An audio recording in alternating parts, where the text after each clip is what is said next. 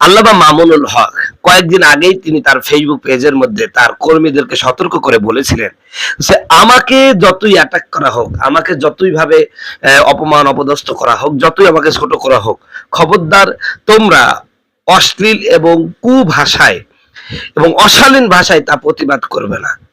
ইনশাল্লাহ আমাদের জবাব অন্য কেউ দিয়ে দিবে। প্রিয় ভাইরা আমার, এই এক কথায় মামুনুল হক যে বাজিমাত করেছে ভাই, চরমোনায় জমিয়ত একদম একদম মামুনুল হকের কাছে পিছিয়ে গেছে, একদম মামুনুল হকের কাছে একেবারে পরাজয় বরণ করেছে। মামুনুল হক আবার বাজিমাত করছে। কেমনে করছে এখনই দেখাবো। তবে আমি আপনাদের কাছে একটা কথা বলে যাই, আমার এই চ্যানেলটা খুব ছোট্ট চ্যানেল, সবে শুরু করেছি, হাঁটি হাঁটি পা। এই জন্য আপনারা দয়া করে আমার এই চ্যানেলটা সাবস্ক্রাইব করুন। আর আগামী মাহফিলের সিজন আসছে, আমাকে দাওয়াত করার জন্য স্ক্রিনে নাম্বারে অবশ্যই যোগাযোগ করবেন। সম্মানিত বন্ধুগণ, আমার ভাইয়ের আমার, তো দেখেন মামুনুল হক সাহেবকে বিশেষ করে জমিয়তের উলামায়ে কেরাম 501 নম্বর 501 নম্বর আর চরমোনার মানে কিছু মূর্খ মুরিদ, এরা মামুনুল হককে এমন কোন অপবাদ নাই না দিচ্ছে না। তো প্রিয় ভাইরা আমার, তারপরও মামুনুল হক তার কর্মীদেরকে সতর্ক করেছেন, খবরদার কোনো প্রতিবাদ করবে না। তো এখন মামুনুল হকের বাংলাদেশ খেলাফত মজলিসের কর্মীরা এখন চুপ। তারা যৌক্তিক কোনো জবাব দিলে দিচ্ছে, কিন্তু কোনো অশালীন মন্তব্য করছে না। কিন্তু জমিয়তের কালকে এক হচ্ছে হুজুর, যিনি বিশাল বড় নেতা, অথচ তার যারা আমির তারা এমপি হতে পারে নাই, এখন অভিমান করেছেন। আজকে দেখলাম যে একটা হেডলাইন দেখলাম যে মাননীয় প্রধানমন্ত্রী দলের মধ্যে যারা শরিক দল তাদের অভিমান ভাঙ্গাতে একসাথে বসতে চান, অভিমান করছেন। বলে দিয়েছে ভাই তোদের এমপি বানা দিব, একজন কয়তো বুঝে তোদের ধর্মমন্ত্রী বানা দেবো, তোর হুজুর মানুষ, তার মন্ত্র তোদের থাকলো। এই লোভ দেখায়া নির্বাচন করায়া বাস মানে টিস্যুর মতন ব্যবহার করেছে আর কি। টিস্যু ব্যবহার করে আমরা কি করি, ফেলে দিই না? এই চার হুজুরকে, জমিয়তের এই চার হুজুরকে টিস্যুর মতন ব্যবহার করে ফেলে দিয়েছে। তো যাই হোক, কিন্তু মামুনুল হক তো ব্যর্থ হয় নাই। আর আমাদের কমের মধ্যে একটা অভ্যাস আছে যে একজন যদি সফল হয় আর অন্যজন যখন ব্যর্থ হয়, তখন ওই সফল যে হয় তাকে নিয়ে তারা শুরু করে। সেটাই হয়েছে, মামুনুল হক সফল হয়েছেন কিন্তু ওনারা ব্যর্থ হয়েছেন। তো যাই হোক, তো এই ব্যর্থতা ঢাকতে, মামুনুল হককে চাপে রাখতে বিশেষ করে আমাদের জমিয়তের ভাইরা এবং জামাতের ভাইরা, কি বলছি, জামাত তো তারা এখন শোনায় সহগা, হচ্ছে চরমোনার ভাইরা, এরা সেইভাবে মানে তাকে নিয়ে হেনস্থা করছে। তে দুইজন ব্যক্তি মামুনুল হকের পক্ষ থেকে এই সমালোচনাকারীদের একটা কড়া জবাব দিছে। মানে যিনি বললেন আপনি কুকুর হতে চান কেন, আপনি তো নেতা মানুষ, আপনি কুকুর হবেন কেন, এভাবে মামুনুল হককে যে কটাক্ষ করলো যে হুজুর, ওই হুজুরকে একটা সে কড়া জবাব দিছে ভাই। সেই কড়া জবাবটা হলো, শুনেন, যে তোমার নেতা জেল থেকে বের হতে পারছে মামুনুল হকের কারণে, না হলে তোমার নেতা আজও জেলে থাকতো। এক নম্বর জবাব দিচ্ছে। এই নাম হলো মতিন মুন্না, ইনি কিন্তু জমিয়তের কেউ না, এটা একটা সাধারণ মানুষ। এরপরে আরেকজন দিয়েছেন ইসাক সাবের আর জাহিদ রহমান, আমি স্ক্রিনে নাম্বারটা দিয়ে দেবো আর কি, ছবিটা দিয়ে দেবো।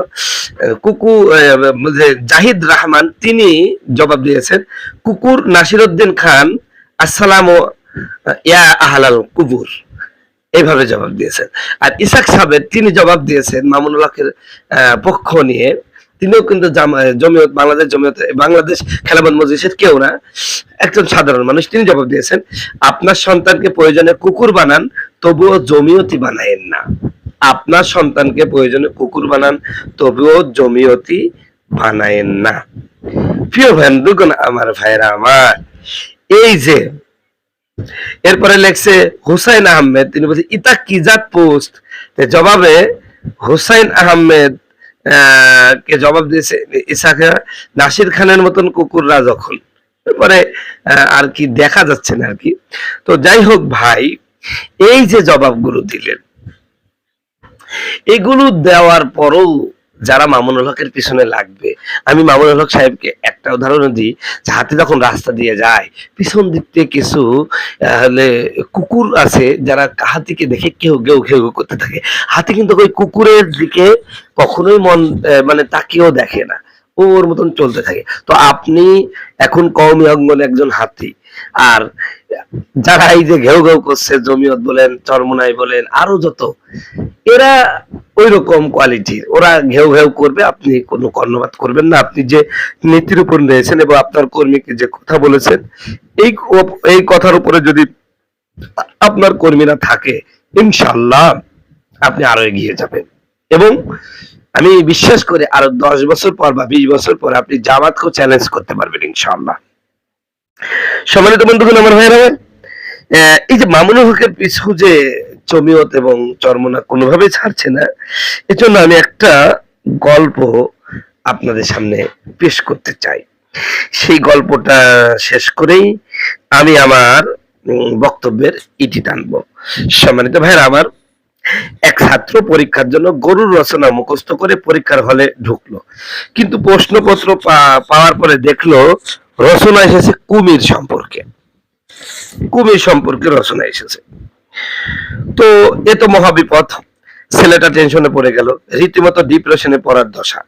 টেনশন করতে করতে হঠাৎ তার মাথায় একটা বুদ্ধি আসলো, আর সে লিখতে শুরু করলো, আমাদের একটি গরু ছিল, গরুটা ঘাস খেতে নদীর পাড়ে গেল, আর নদীতে একটা কুমির ছিল, কুমিরের বড় একটা মাথা আছে, শেষে একটা লেজ আছে, আর লেজ তার খাসকাটা খাসকাটা খাসকাটা। ব্যাস, রচনা টেনে টুনে জায়গা মতো নিয়ে গেল। পরের বার স্যার চিন্তা করলেন, এ তো সাংঘাতিক ছাত্র, রচনা দিলাম গরু আর সে লিখলো কুমির, তাও আবার বিষয়বস্তু ঠিক রেখে, কি ট্যালেন্ট। তাই এবার স্যার রচনা দিলেন বাড়ি সম্পর্কে, যাতে কুমির না আনতে পারে।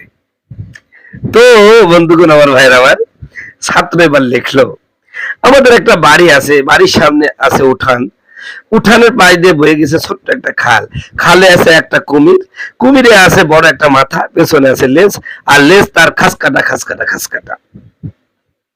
ছাড় পড়ে গেলেন মহাবিপদে। কি মুশকিল, রচনা যাই দেওয়া হচ্ছে সে ঘুরে ফিরে ওই কুমিরকেই নিয়ে আসছে, যেটা সে মুখস্থ করে আসছে।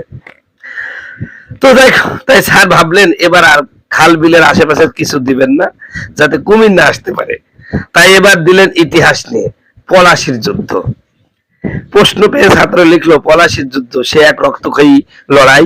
1757 সালের 23 জুন সংগঠিত হয়েছিল এই ভয়াবহ যুদ্ধটি, যেখানে ইংরেজদের কাছে বাংলার শেষ স্বাধীন শাসক নবাব সিরাজউদ্দৌলা পরাজিত হয়েছিলেন।